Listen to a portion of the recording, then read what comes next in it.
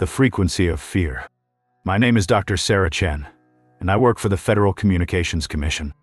3 days ago, we received reports of unauthorized broadcasts across 17 states. Always the same message, always at 3:33 a.m. Do not trust your reflection. Do not answer when they call your name. The frequency has changed. At first, we assumed it was a prank. Some hacker with too much time and too little sense. But then the missing persons reports started coming in. People vanishing from their homes, cars left running in driveways, meals half-eaten on kitchen tables, as if they'd simply walked away mid-sentence. The only connection was the broadcast. Everyone who disappeared had been within range of that signal. My supervisor, Agent Morrison, assigned me to investigate, find the source, shut it down. Standard protocol. Standard protocol, if only he knew. I drove to Cedar Falls, Iowa, the epicenter of the transmissions.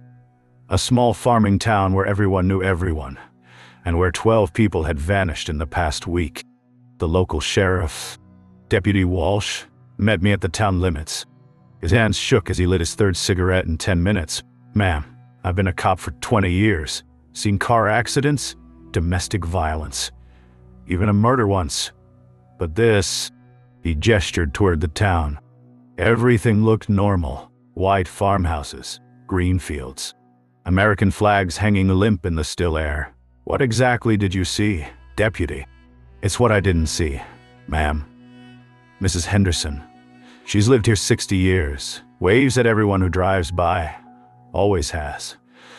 But yesterday, she was standing on her porch. And when I waved, she didn't wave back. She just stared. Maybe she didn't see you. Her eyes followed my car, ma'am. Followed it the whole way down the street. But she never moved. Not her hand. Not her head. Just her eyes. We drove into town, and I immediately felt it. Something wrong in the air, like the moment before a thunderstorm when your skin starts to tingle.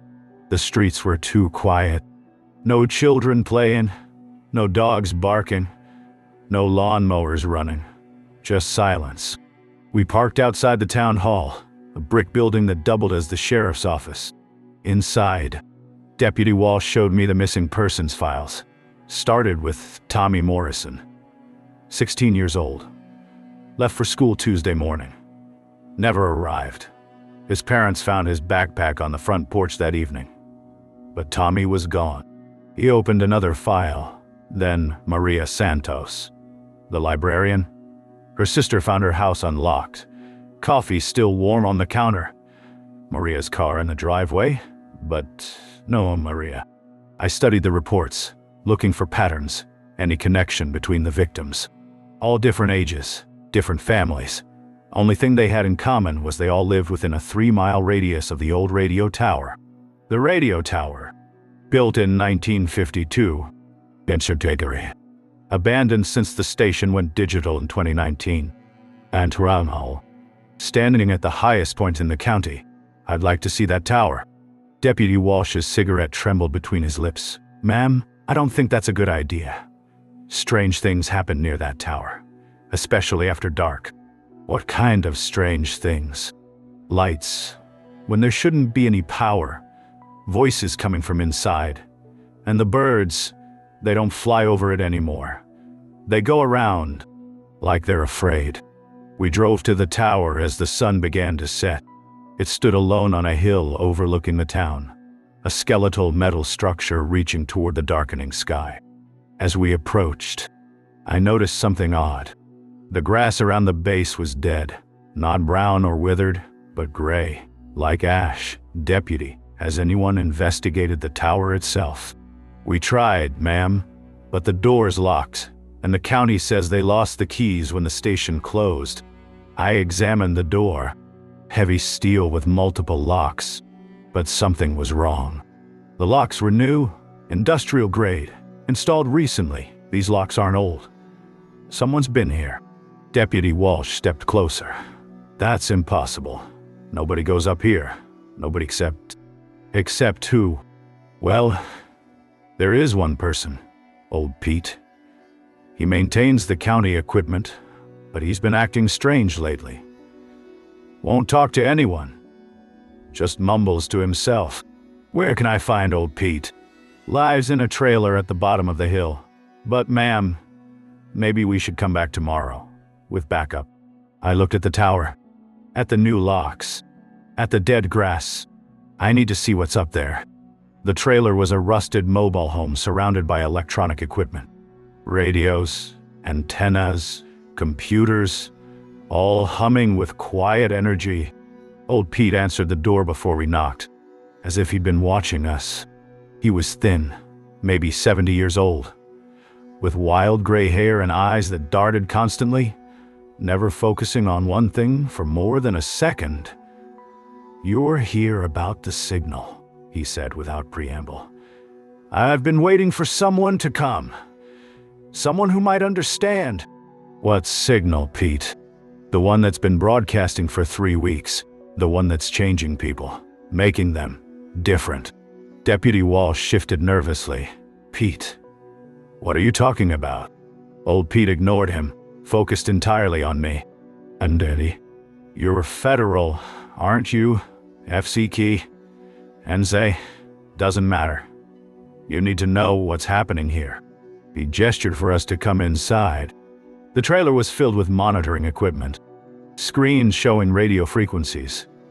Audio equipment recording various signals. I've been tracking radio transmissions for 40 years.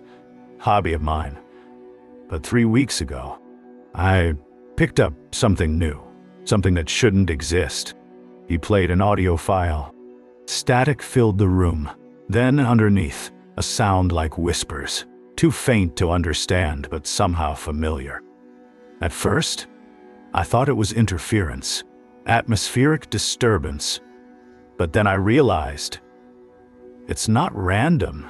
It's structured. Organized? Like a language. The whispers continued, and I felt something cold in my stomach.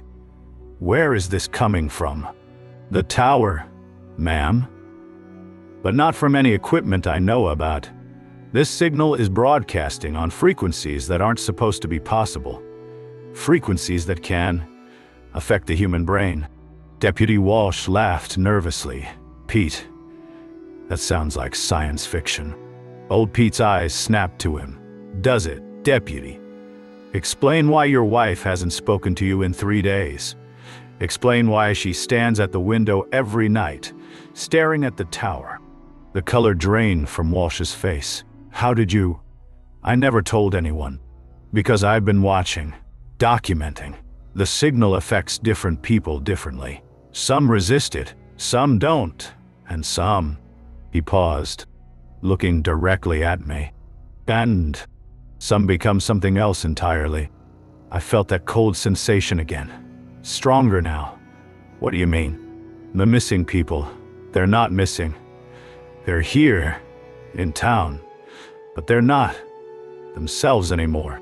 He switched to another recording. This one clearer. A voice speaking in perfect monotone. Frequency adjustment complete. Integration proceeding. Resistance minimal. Expansion authorized. "That's Tommy Morrison's voice." Deputy Walsh whispered.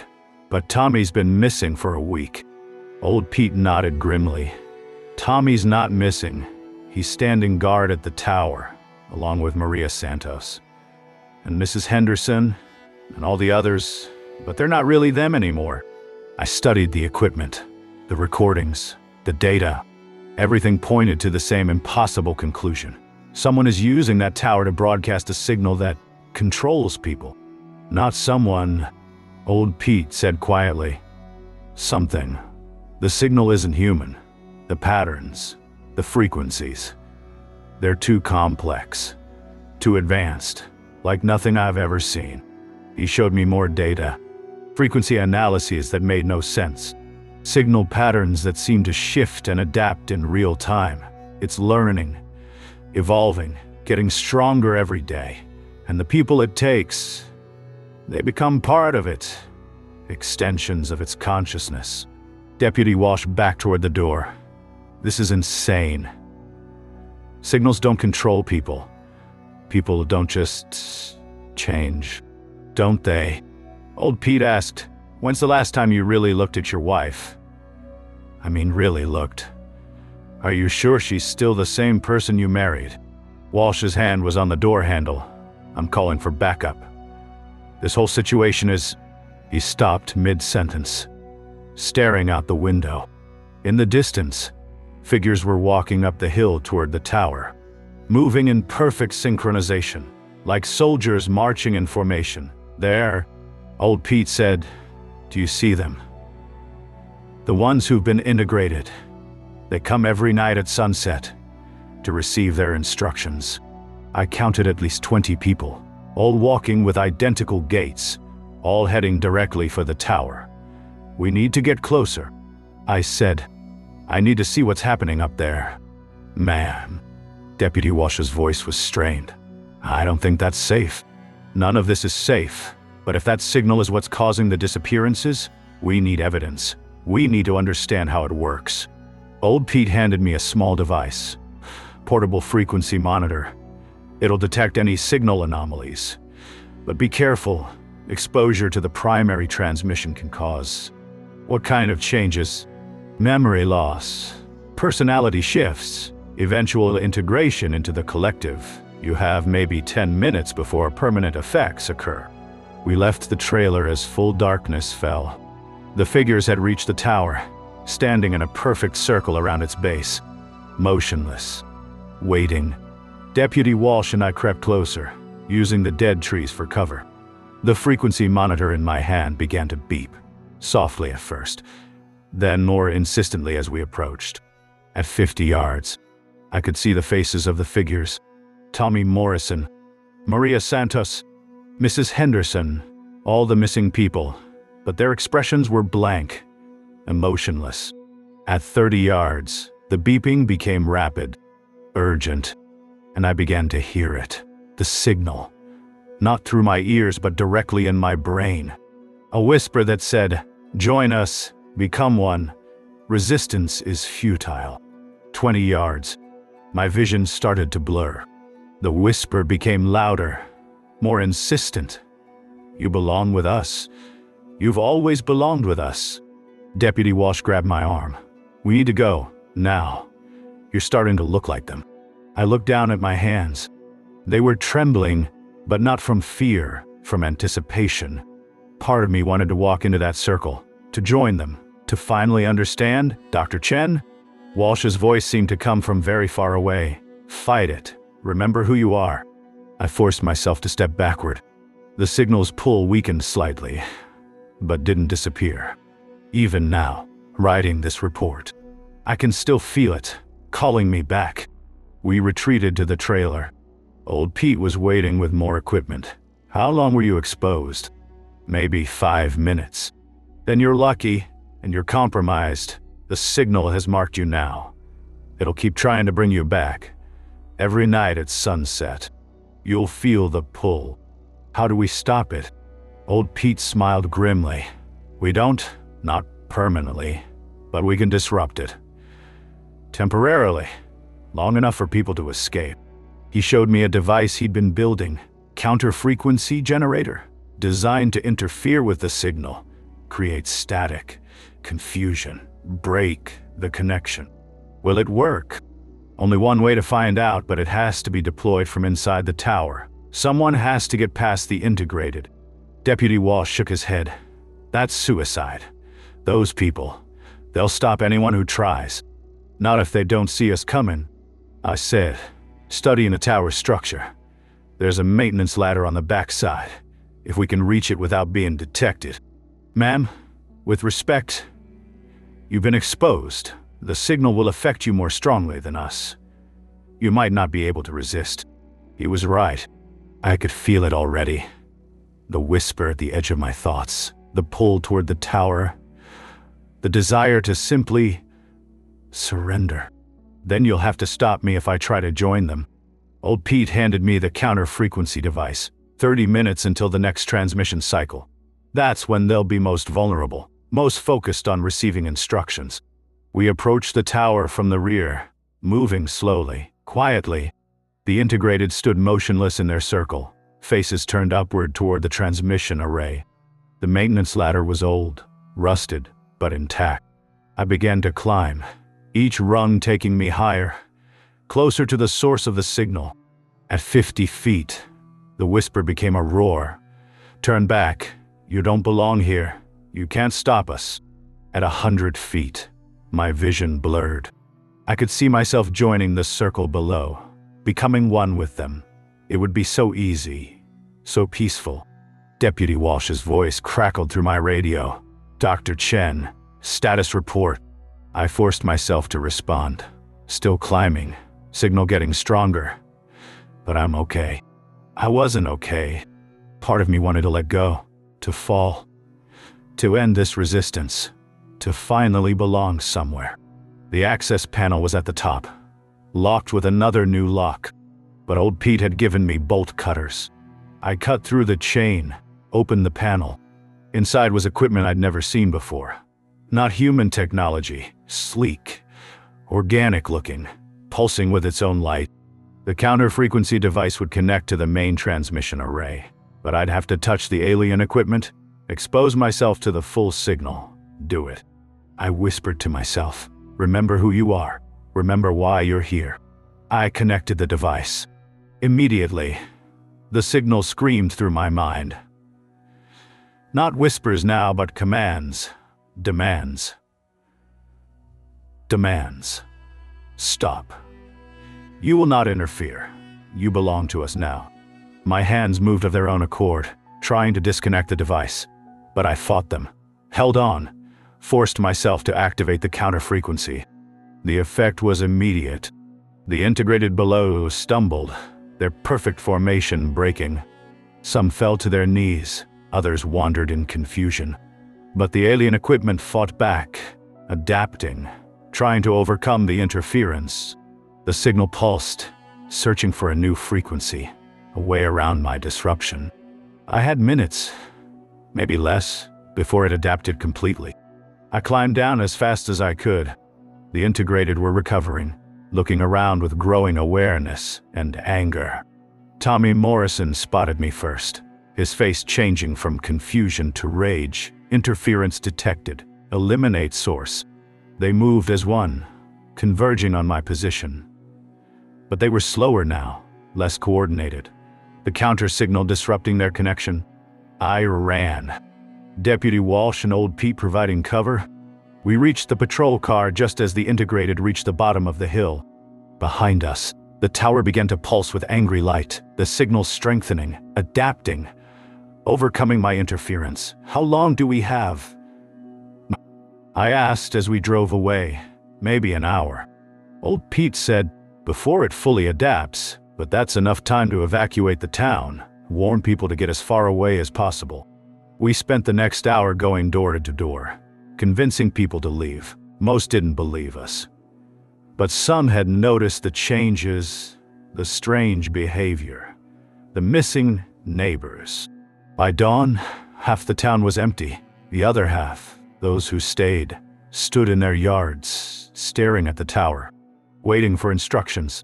I filed my report with the FCC, recommended immediate military intervention. But I know it won't come in time. The signal is too strong now, too evolved. It's been 3 days since Cedar Falls. I'm in a hotel room 200 miles away, but I can still hear it. The whisper at the edge of my thoughts. "Come back. You belong with us. We're waiting." Every night at sunset, I feel the pull, the desire to drive back, to finally stop fighting, to join the others. Deputy Walsh calls sometimes, his voice getting flatter each day, more monotone. "Dr. Chen, when are you coming back? We miss you here. Everything is perfect now." I've requested a transfer, as far from Io as possible, but I know it won't matter. The signal is spreading, expanding its range, reaching out to find me. I'll need help. And sometimes, in the quiet moments before sleep, I wonder if resistance is really worth it, if joining them wouldn't be easier. My name is Dr. Sarah Chen, and I work for the Federal Communications Commission. At least, I think I still do. The frequency has changed, and I'm not sure how much longer I can fight it. If you're reading this, and you hear whispers on your radio, or see people acting strangely, or notice that your neighbors aren't quite themselves anymore, run. Run as far and as fast as you can, because the signal is spreading, and once it finds you, once it marks you, you'll never truly escape. The tower is calling, and eventually, we all answer.